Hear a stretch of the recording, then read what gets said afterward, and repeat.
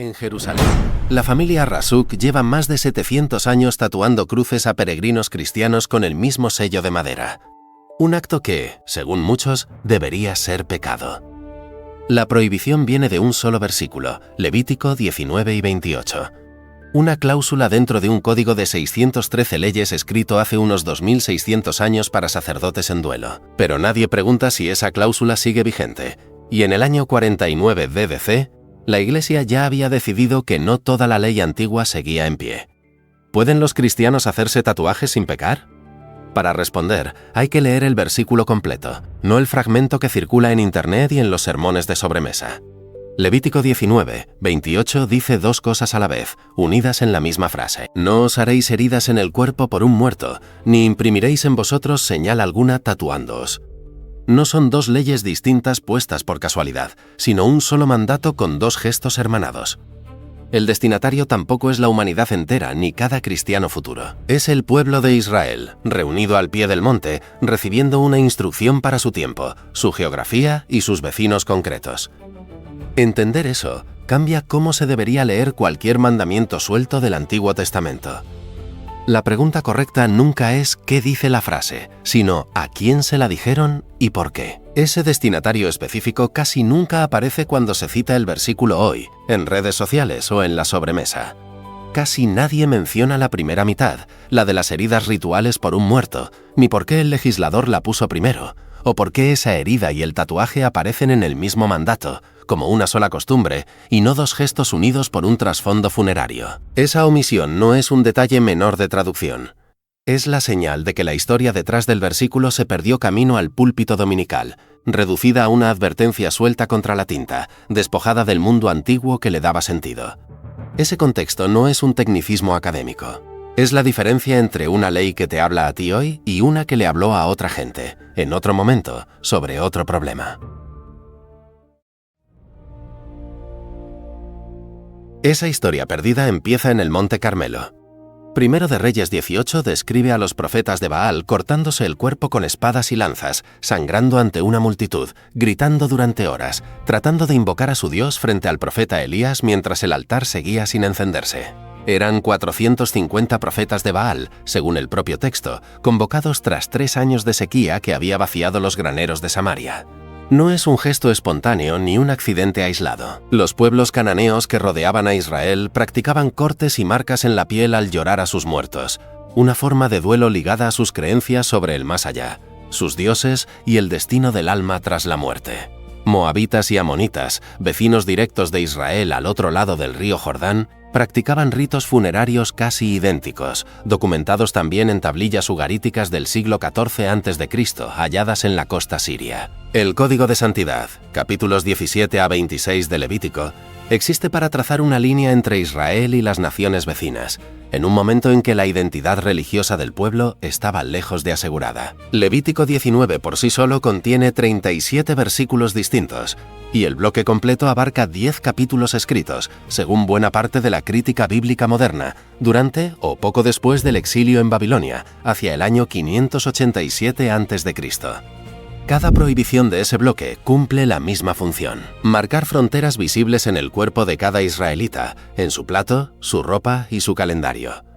El tatuaje que Levítico 19:28 prohíbe, entonces, no es cualquier tatuaje ni una advertencia genérica sobre la piel humana. Es una marca ligada al luto pagano y a la invocación de dioses extranjeros en un contexto cananeo particular, con un adversario religioso concreto en mente, no el arte corporal como categoría general.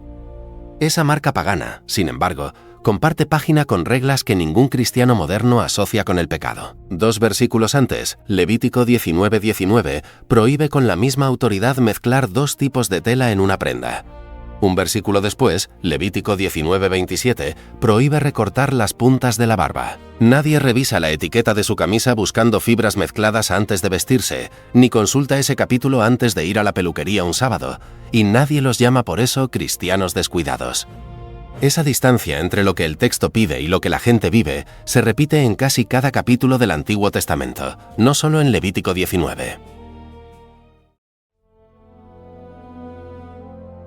Los eruditos ubican este código hace unos 2600 años, escrito por la fuente sacerdotal del Antiguo Testamento para una comunidad concreta, en un momento histórico con enemigos y costumbres muy específicas. El biblista Jacob Milgrom, en su comentario de 3 volúmenes sobre Levítico, publicado entre 1991 y 2001, sitúa la redacción final del Código de Santidad en el siglo VI a.C., en pleno contacto con las prácticas funerarias de Babilonia y Persia. Si el versículo del tatuaje obliga hoy con fuerza literal, sin matices ni contexto, la tela mezclada y la barba recortada deberían obligar con la misma fuerza, en el mismo párrafo.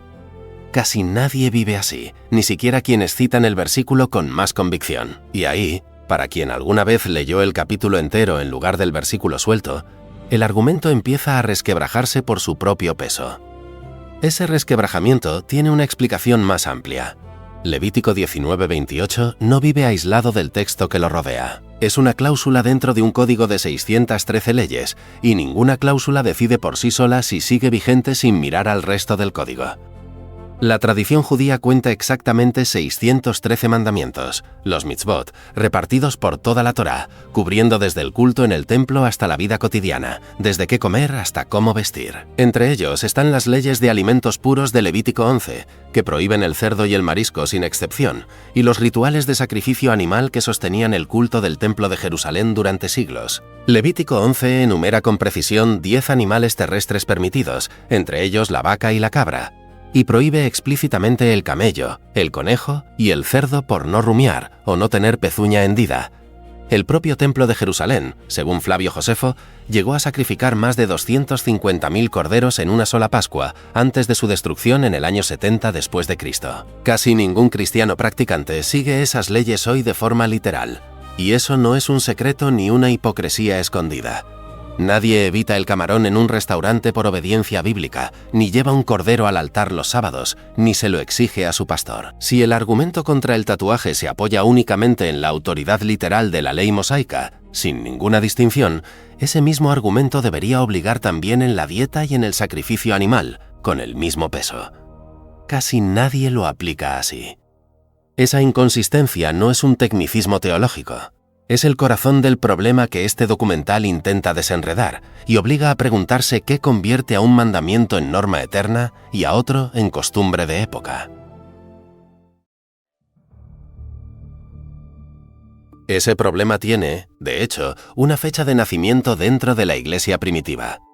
Hechos 15 narra el Concilio de Jerusalén, reunido hacia el año 49 después de Cristo, apenas 2 décadas después de la muerte y resurrección de Jesús, cuando la Iglesia era todavía mayoritariamente judía. Pablo y Bernabé viajaron desde Antioquía para presentar el caso ante los apóstoles, y Pedro, según el mismo capítulo, recordó ante la asamblea cómo años antes había bautizado al centurión romano Cornelio sin exigirle la circuncisión. El debate central no era el tatuaje ni ningún adorno corporal. Era si los conversos gentiles debían circuncidarse y guardar la ley completa de Moisés para llamarse cristianos de pleno derecho, o si la fe en Cristo bastaba por sí sola. Santiago, líder de la Iglesia de Jerusalén, emite el fallo que marcará el rumbo del cristianismo posterior. Los gentiles quedan exentos de la mayor parte del código mosaico, con solo unas pocas restricciones prácticas. El fallo, registrado en Hechos 15:29, reduce las exigencias a solo 4 puntos concretos: abstenerse de alimentos ofrecidos a ídolos, de sangre, de animales estrangulados y de la inmoralidad sexual. Un listado brevísimo comparado con las 613 leyes mosaicas completas. No es una decisión menor ni un compromiso diplomático para calmar ánimos entre facciones. Es la primera vez que la Iglesia declara, con autoridad apostólica plena y por escrito, que no toda cláusula del Antiguo Testamento sigue en pie de la misma forma para los seguidores de Cristo, sin importar cuán antigua o sagrada parezca. De esa decisión del año 49 nace, siglos más tarde, una herramienta que los teólogos todavía usan para ordenar este tipo de pregunta. Tomás de Aquino, en el siglo XIII, y después la tradición reformada recogida en la Confesión de Westminster, formalizan una división en 3 partes: ley moral, ceremonial y civil, cada una con su propio destino. Aquino desarrolla esta triple división en la Summa Theologiae, escrita entre 1265 y 1274, mientras que la Confesión de Westminster, redactada en Londres en 1646, la fija como doctrina oficial para las iglesias presbiterianas en su capítulo 19. La ley moral se entiende permanente, escrita en la conciencia humana antes que en cualquier piedra o pergamino. La ceremonial y la civil quedan ligadas al antiguo Israel, a su templo, su sacerdocio y su gobierno, ya desaparecidos hace siglos. Bajo ese esquema, Levítico 19:28 casi siempre se clasifica como ley ceremonial, no como ley moral permanente. Parece que el debate se cierra ahí, con la prohibición relegada al pasado ritual de Israel. Pero llega el giro que complica todo de nuevo. Algunos teólogos insisten en que clasificar el versículo como ceremonial no agota la pregunta, porque el motivo detrás de la ley podría seguir vivo aunque su forma original haya caducado hace milenios. El argumento distingue entre el motivo original, evitar marcas idolátricas o de duelo pagano, y la forma concreta, la tinta bajo la piel, como si fueran dos capas separables de un mismo mandato. Un motivo puede sobrevivir a la ceremonia exacta que lo expresaba en su momento histórico. Esta lectura traslada el debate del texto literal hacia la intención detrás del acto, un giro sutil pero decisivo para lo que sigue. Ya no se trata de si el versículo aplica palabra por palabra en el presente. Se trata de si lo que ese versículo protegía originalmente. La identidad religiosa de quien lleva la marca en su piel. Sigue importando hoy, bajo otro nombre.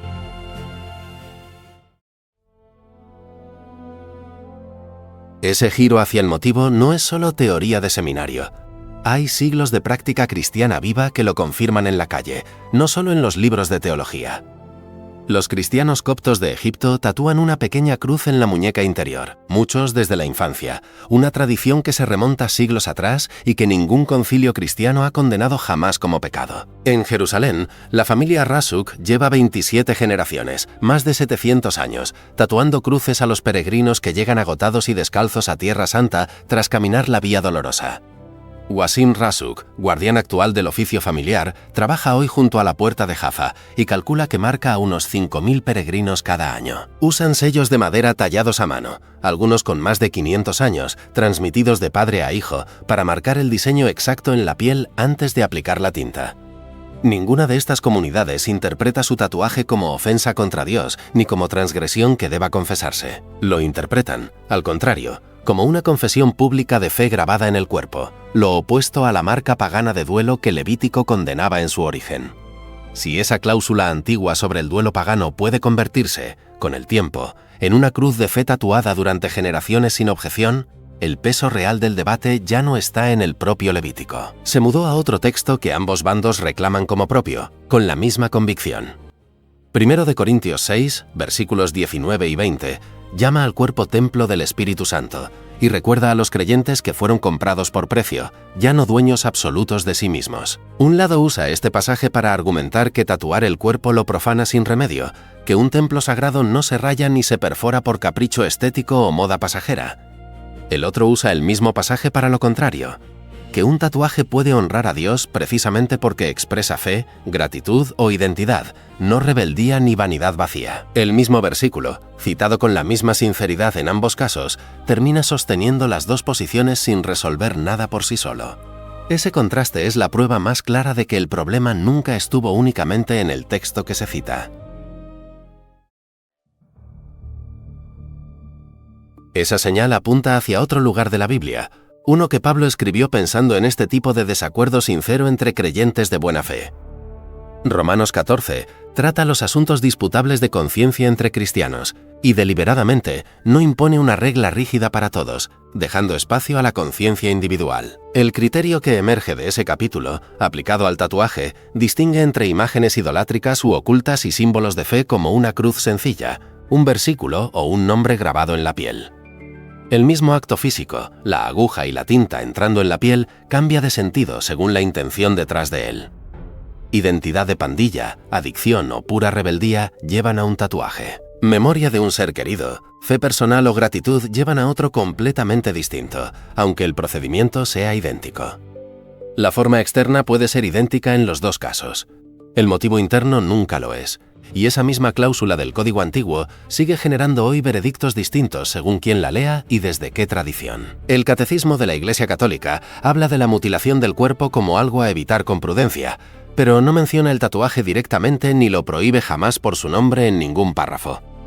Buena parte del liderazgo evangélico contemporáneo enseña algo parecido en la práctica pastoral, desde el púlpito hasta la consejería privada. El tatuaje no es pecado en sí mismo. Todo depende del motivo real detrás de la aguja.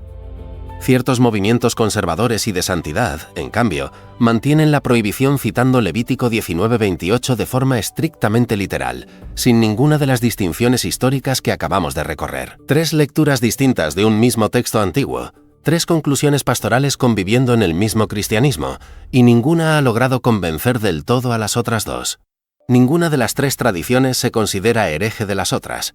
Todas leen la misma Biblia, todas aman al mismo Cristo, y aún así llegan a conclusiones prácticas distintas sobre una aguja y un poco de tinta. Esas 3 conclusiones solo tienen sentido si la pregunta original estaba mal planteada desde el principio.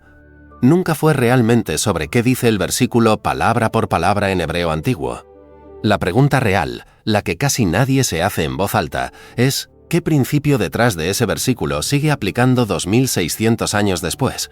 ¿Y cuál se quedó atrás, en el pasado ritual de Israel? El caso del tatuaje funciona, al final, como ejemplo de un problema más amplio que ningún cristiano puede evitar del todo. ¿Cómo lee un creyente moderno una ley escrita para otro pueblo, en otro siglo, bajo otro pacto distinto al suyo? La respuesta final no depende de traducir mejor una palabra hebrea ni de encontrar un manuscrito más antiguo. Depende de la tradición en la que alguien fue formado, del motivo real detrás de su decisión personal y de la imagen que finalmente lleva grabada en la piel para siempre. Esa pregunta, ¿cómo distinguir lo permanente de lo que perteneció solo a su época?, probablemente seguirá abierta mucho después de que termine este documental.